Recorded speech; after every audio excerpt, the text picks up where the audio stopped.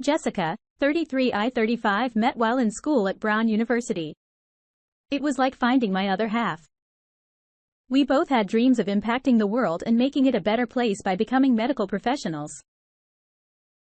She wanted to be a nurse while I wanted to open my own practice. We had a lot of common interests and truly enjoyed each other's company. We got married 2 years after dating and the wedding was a fairy tale. All our friends and family have the time of their lives, and I met her childhood friends and had my best friend, Eric, who I had known my entire life as my best man. Life couldn't have been better, and our honeymoon in Aruba was full of blue skies, clear water and white sand beaches. Once I graduated from men's school, we moved back home to Akron and got the house of our dreams, 6 bedrooms, a glorious pool and a garden that she was so proud of. We began thoughts of having a family and started to talk about having kids. Joseph and Kate, our fraternal twins, were born shortly after that. The joy of having children was something that I never thought I could experience. And Jessica truly shined through her parenting skills. Fast forward to 6 months ago. My practice was booming. Joseph and Kate were 5 and enrolled in the private prep school of our dreams. Life was finally feeling like it had a plan, and I couldn't be more content. That is until Jessica started getting called into for extra shifts because of the nurse shortage. Her shifts kept getting longer and longer as time went on. I started to feel like she was spending more time working than at home with us around this time. I noticed that Jessica seemed to have more perfume and makeup on than usual. She would be in a rush when she left the house and came back late from her shift and slipped into bed when I asked her about it. She said that her patients needed her and that she had to fulfill her duties. I thought it was strange, but just figured she was super dedicated to her job, since that's the kind of person she is. One evening I secretly hired a nanny to watch the kids and got in my car and followed Jessica to work. As I watched her walk into I noticed that instead of taking a left and going to her station, she took a right and entered the cafeteria. I was so curious that I decided to follow her, and then that's when I saw Eric, my best man and lifelong friend, who was a doctor. I told myself that they worked together and this was nothing out of the ordinary. But what happened next had my heart racing. Eric told her that his shift was almost over and that they would slip out quietly and head to the hotel. Turns out that she didn't have a shift to work that night, and Eric and her would be evaluating each other's bedside manner. The worst part of it all was that Eric had been married for 10 years and had 3 beautiful children. I was so angry. I wanted to confront them both but couldn't break myself to do it. Instead, I got in my car and followed them to the hotel. Once I got there, I found out which room they were in and proceeded to wait in the car for another 30 minutes. At that point, I went into the hotel, up the elevator, and stood silently outside of their room. I pressed my ear to the door to hear what was going on inside, and what I heard made me sick. Let's just say it sounded like a disturbed version of the game Twister. What I thought was a beautiful love story had become twisted. How could the woman I married and the man I trusted pull something like this? I then walked away, still not able to process the truth of what was happening. As I got to the end of the hall, I heard Jessica scream out, "I love you," and my stomach dropped. I drove home and at that moment knew that my life had just changed forever. How could something so pure be turned into something so disgusting? The logical move was to confront Jessica, get her side of the story, and go from there in a civil way. But something in me must have broken when I felt that betrayal, and I decided to go about it in the most vicious way possible. I developed a plan to completely ruin the lives of both my wife and my double-crossing best friend. All the pieces were in place and both had a huge amount to lose in the end. I'd be out of a marriage, but at least I could have the satisfaction of knowing that justice had been served. The next morning, I quietly put on my coat and walked out of my house without a word to anyone. I knew the kids would be in school for the next 7 hours and Jessica would be at work with Eric all day. I first wanted to let Eric's wife know exactly what was going on. I called her and told her everything, which I figured would result in her calling Eric to confront him. Word must have spread quickly because 30 minutes later, Jessica began calling me. I missed 5 of her calls because I had decided to go to the HR department of the hospital where her and Eric worked and told them everything, given that there was a strict no relationships policy. It was a huge violation of their contracts. They thanked me for the information and I drove to my attorney's office. At that point, all the pieces were in place and the fireworks were ready to go off for the first time since hearing them in the hotel room. I felt a smile spread across my face and a sense of justice penetrating my soul. When I arrived home, Jessica was standing in the driveway crying hysterically, shouting that she was sorry.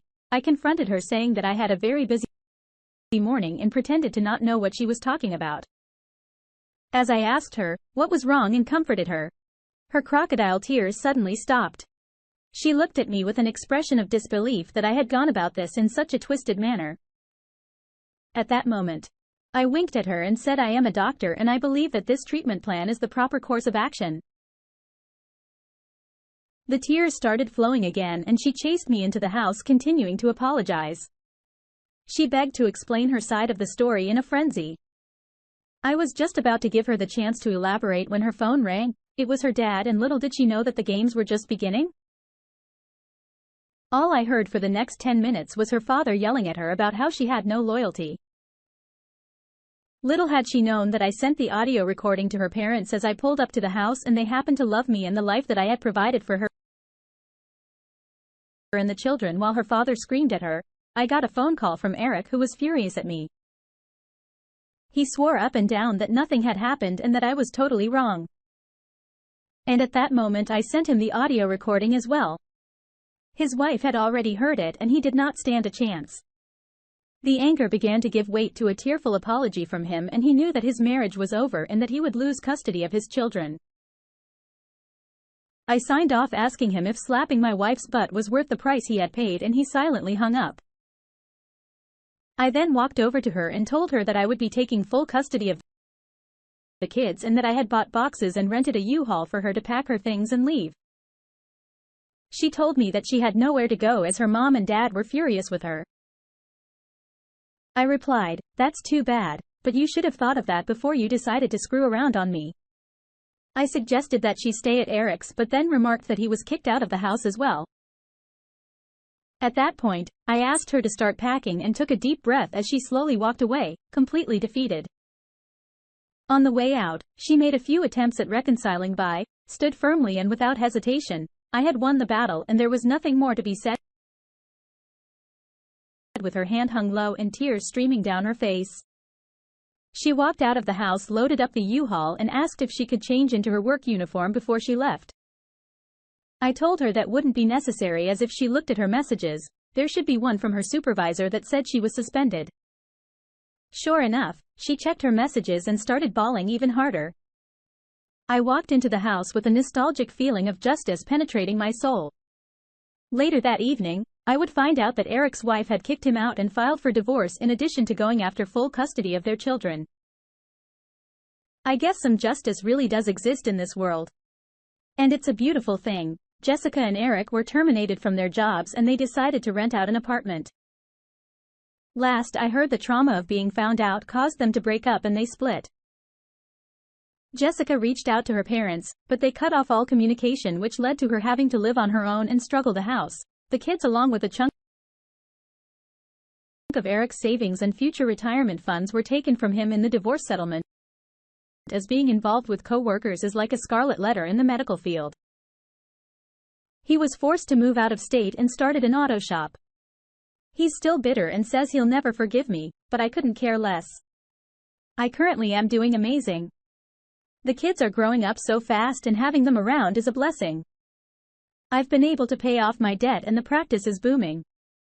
They see Jessica every other weekend and have supervised visitation with a court-appointed individual. Life is never perfect. But if you work hard and do the right thing, things will eventually work out in your favor. To all those out there who have been wronged by your partner, don't give up and never forget the power of justice. Doing the right thing is supposed to be the best option.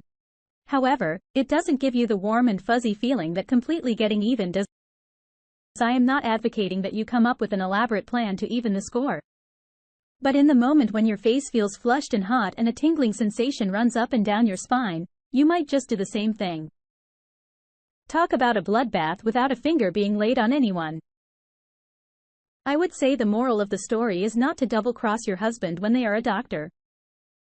Doctors are smart, and it makes me wonder if the person who posted this story may have been a surgeon, because that was justice delivered with the precision of one overall.